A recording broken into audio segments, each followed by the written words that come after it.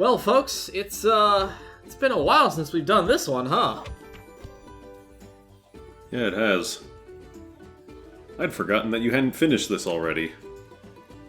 You know, so did I, but it was like, I do not want to play another Donkey Kong ROM hack right now, so... You know, kind of, what else is on the... So you're gonna play a Donkey Kong run, official game.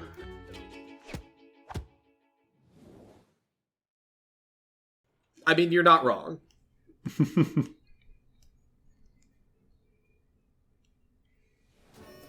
So, if you are not caught up with the other videos, and I will forgive you if you have not watched them in a while, we are about halfway through the game.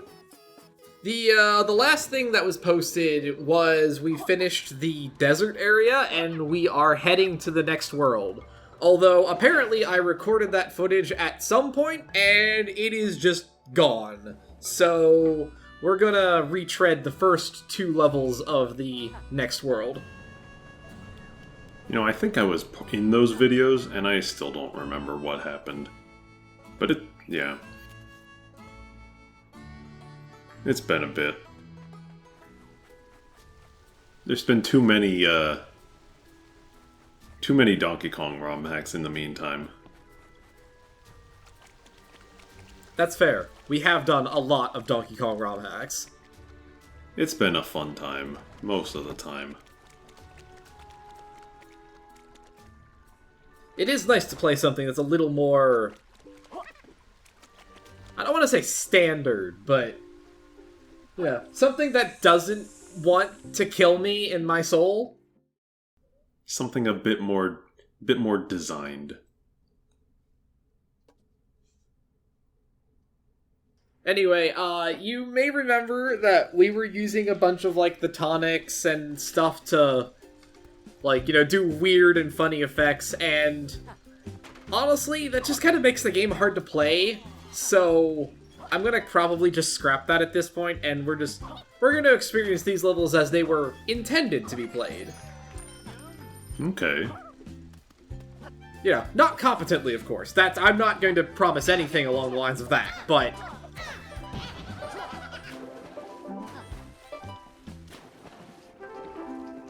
Oop. Alright.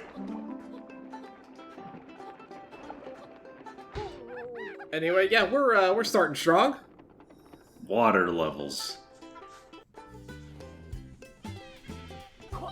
Actually, I think this level looks like it was, on the world map at least, like, flooded. Yeah, both of the lake levels have this, what's the best way to put it? It's like, they're both definitely half water levels, which, you know, you would probably expect from the fact that they're on the lake world. Yeah. But yeah, no, water is going to be a big theme in the next couple areas. Well, it was giving me the impression that, like, oh, maybe the other level was, or the other version of this level doesn't have water or something.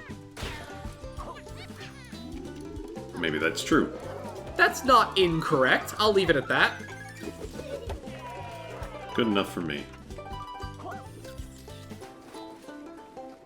God, I really do miss this music, though. I absolutely adore the soundtrack to this game. God, there is just... I mean, this track, I don't think was written by David Wise, but, like, the entire team of composers that Playtonic had just collectively did such a great job. Mm-hmm. It's just so pleasant. And I was also thinking, like, as you were doing that big quill run earlier, it's just, like, it's such a pleasing sound effect to pick them up, especially in, like, large row like that.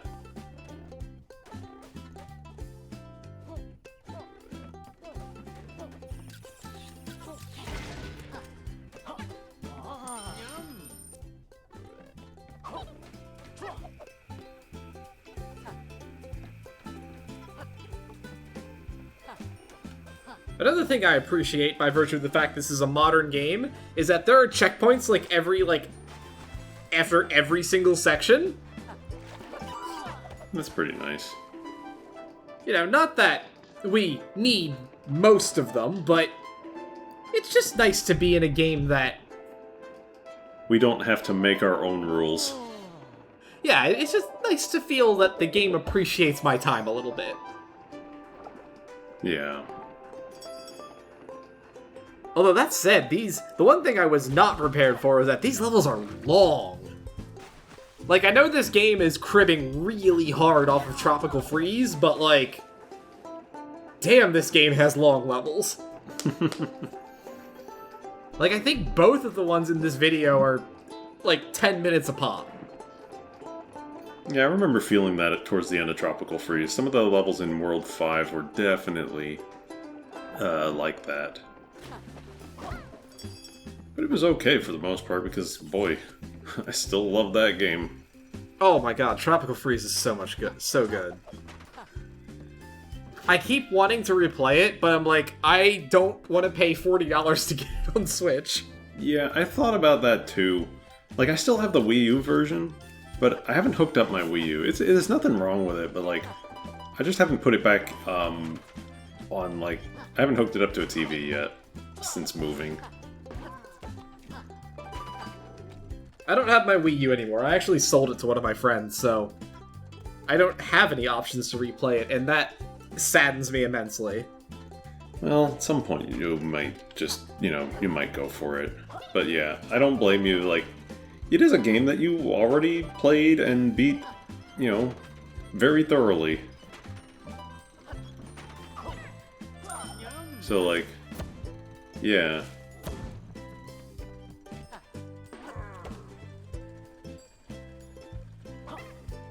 But it is really interesting to see, coming back from doing all these ROM hacks, to see, DK-style platforming, but just, done nicely. And I mean, we joke about how this is also a DK ROM hack, but, I mean, it is. It is, but we say... Platonica's 90% X-Rare staffers, so... Yeah. It is, and I say that with great love, honestly. Half the people that made this game actually did work on the Donkey Kong Country games. They know, or at least they did know, what goes into this kind of thing.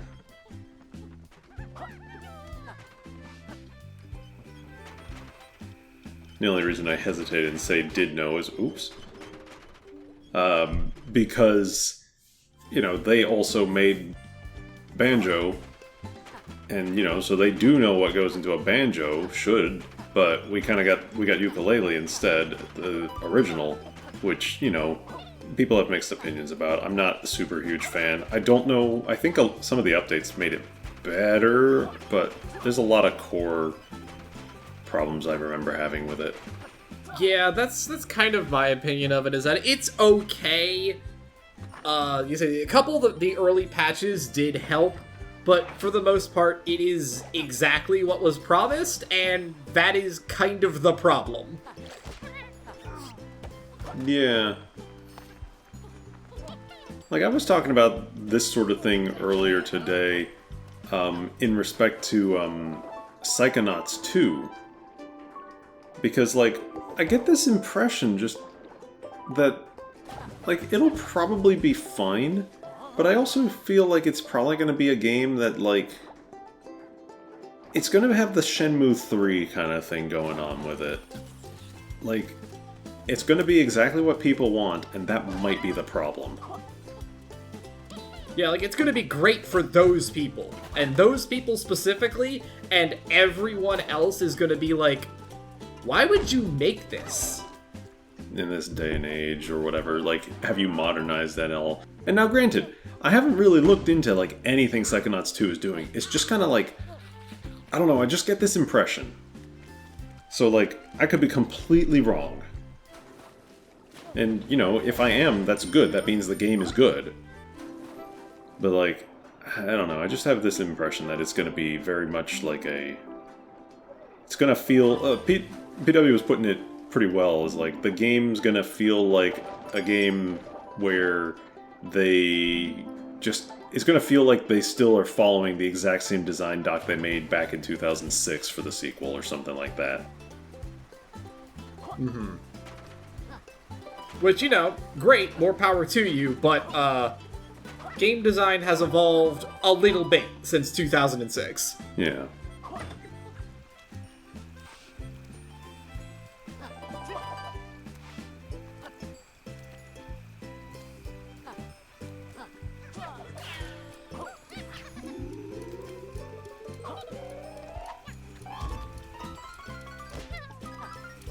Oh no. I just wanted to get the thing at the top. That's where the 5 coin is.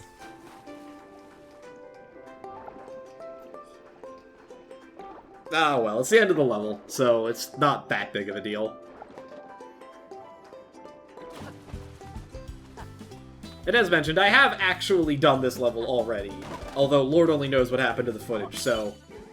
I already have that coin. You saw what you needed to do. It's not that big of a deal. Mm-hmm.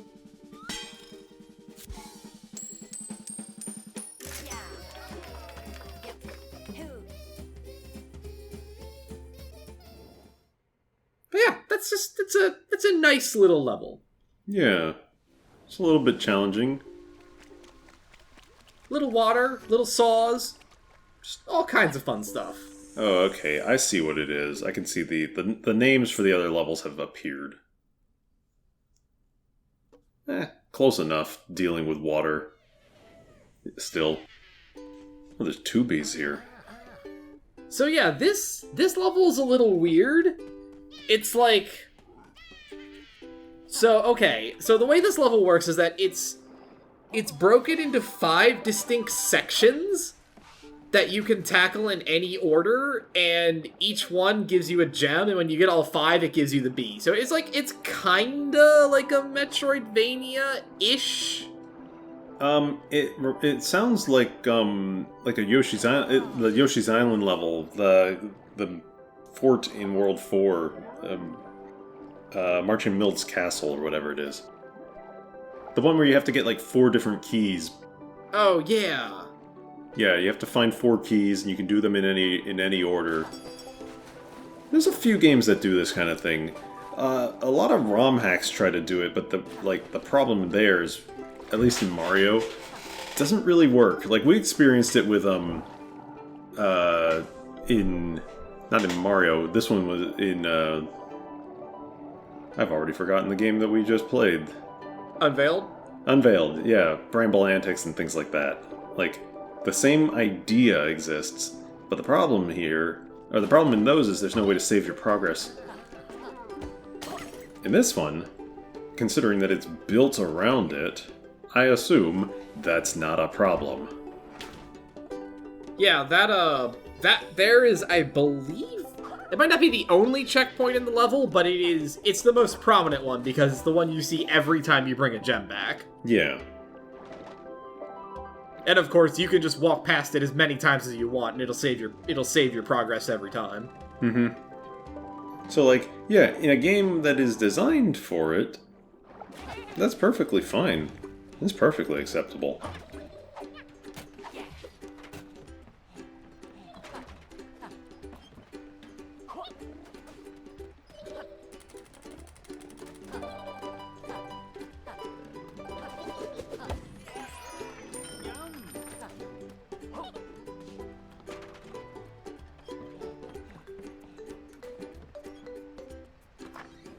I was thinking about what we were saying earlier about the first Yooka-Laylee, and this ties into a conversation that the 2 of us had before we started recording about Banjo-Kazooie and Tooie and the placement of little collectibles within the levels. My opinion was Kazooie does it better than Tooie, even though Tooie has a lot better, like, it's respecting the player's time a lot with its collectible distribution, in that it consolidates a lot of items into like bundles, essentially. But by doing so, it kind of makes exploring the levels less rewarding because there's nothing really to find in a lot of locations. Like, for example, the first level, Mayhem Temple, the notes have been bundled into 5s and a pack of 20 somewhere.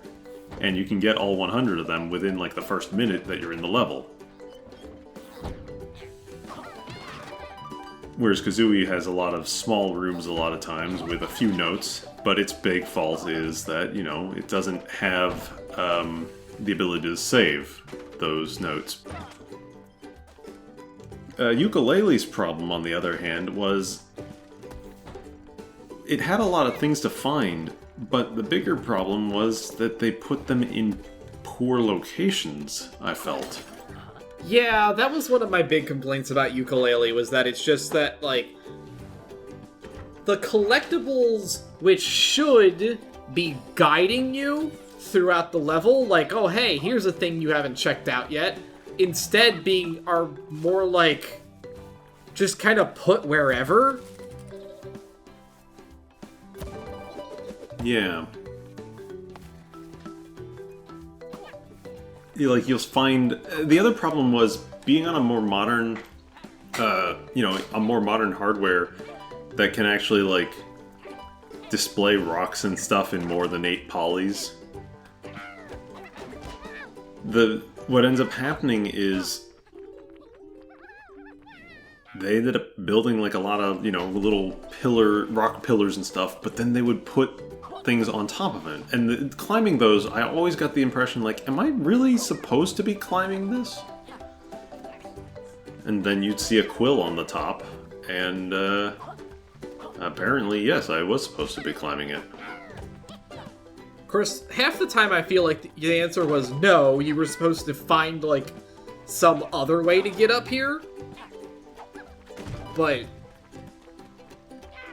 And then, additionally, it didn't help that, like, the way the game works... Oh boy, that was a little... that was a little spicy. The way the game works is, like, because the levels expand, sometimes you can see stuff that apparently you can't get until later. But there's no real way to know that in some cases. Yeah, that was also a big thing, was that with the levels expanding, you just couldn't get half the stuff in the level at first.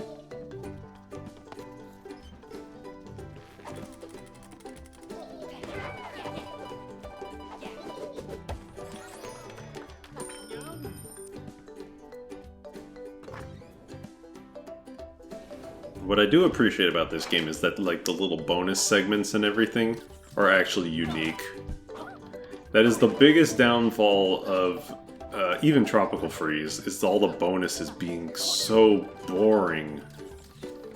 Yeah, basically everything that's tried to do the Donkey Kong copies, like, DKC 1 era bonuses, like maybe DKC 2 or 3 if you're lucky. And it just... They are so boring. Like, oh, here's a little room, get all the bananas, or get the stars, or kill the enemies. Well, I didn't really mind a lot of that. It's just, specifically in Returns and Tropical Freeze, the biggest fault I had was that the stuff was all, that the bonus rooms repeated. It's just that they were, different visuals. I felt that considering all the work put into all the rest of the levels, it felt a bit weirdly lazy. Honestly, I don't remember much about the Tropical Freeze bonus rooms. It's been so long since I've played it. You know what I'm talking about, though, with how Returns had bonuses that were basically... You'd get the same one most times.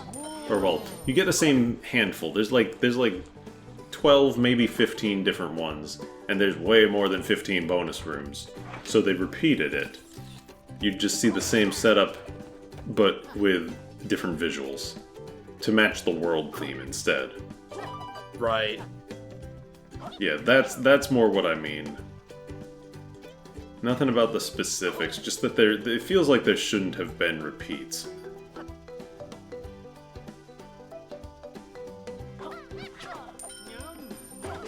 That 5 coin is really tricky to get. Looked it.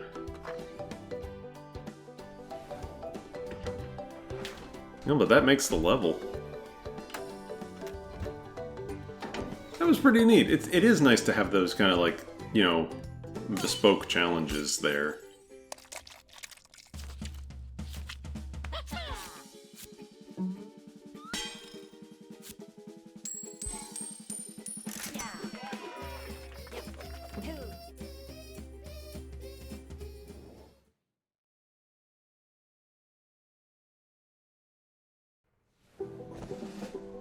Anyway, we will come back to the alternate versions of these levels. As I'm sure you saw on the level name, there will be a gimmick to this.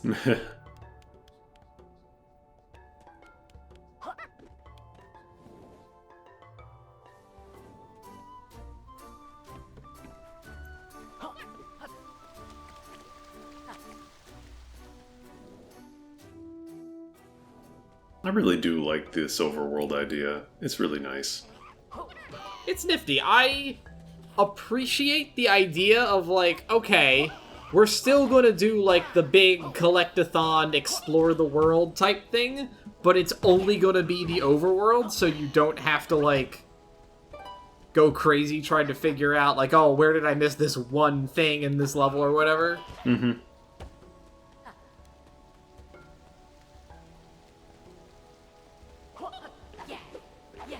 It has a little bit of, like, Zelda feeling to it, too. Just because of the top-down and, like, the puzzle solving, manipulating your environment.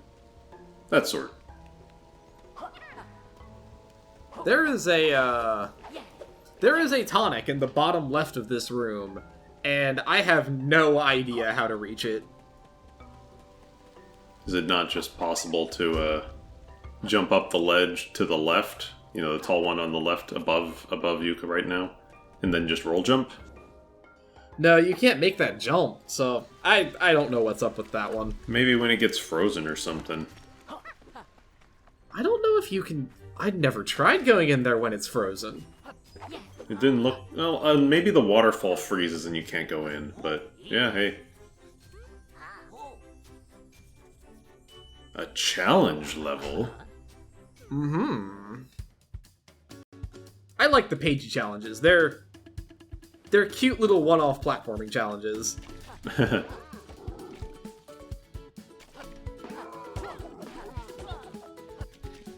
Like a mini K level. Yeah, there's one coming up, I think in the next video, that I do not like at all. But that's just because the nature of the challenge just feels... It feels kind of unfair, but we'll get to that.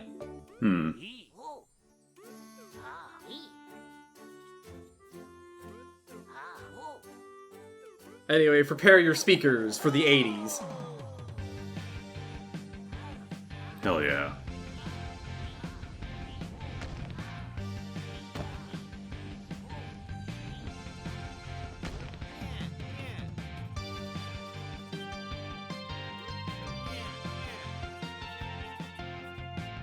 Well, I'm glad we could help Trouser. Are you, though? Are you really? I'm glad we could help him get better equity on his house. That's not even his house. His house is up in the desert area. Oh. Well, on his land? I don't know. Look, he's running a literal paywall. Trouser is a landlord. We don't tolerate landlords. You're right. Find that snake. And, I don't know. What if we pants him? Can you do that? How does that even work? How do you pants Trouser?